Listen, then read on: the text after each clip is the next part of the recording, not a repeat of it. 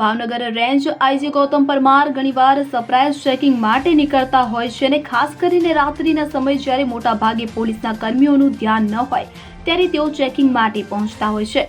Police કર્મીઓની કામગીરી જોતા હોય છે. ગઈકાલે રાત્રે ફરી એકવાર તેઓ અમરેલીમાં સરપ્રાઇઝ ચેકિંગ માટે પહોંચ્યા હતા. મળતી માહિતી મુજબ અમરેલી જિલ્લામાં છેલ્લા 2 દિવસથી રાત્રિના કોમ્બિંગ નાઇટના ભાગરૂપે પોલીસ તંત્ર સંપૂર્ણ એલર્ટ પર છે. આ દરમિયાન અમરેલીના રાજકમલ ચોકમાં રેન્જ આઈજી ગૌતમ પરમારે ચેકિંગ હાથ ધર્યું હતું. પોલીસની કામગીરી અને કાર્યક્ષમતા અંગે રેન્જ આઈજીએ તપાસ કરી હતી.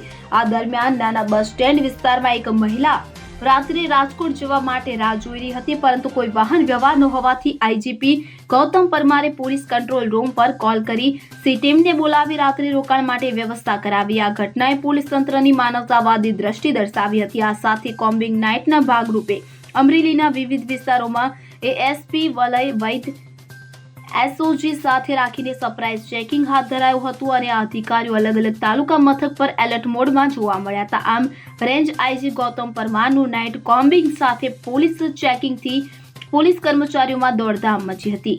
Bureau report CN24 news. હવે જુઓ દેશ દુનિયાની તમામ ખબરો તમારી આંગળીના ટેરવે.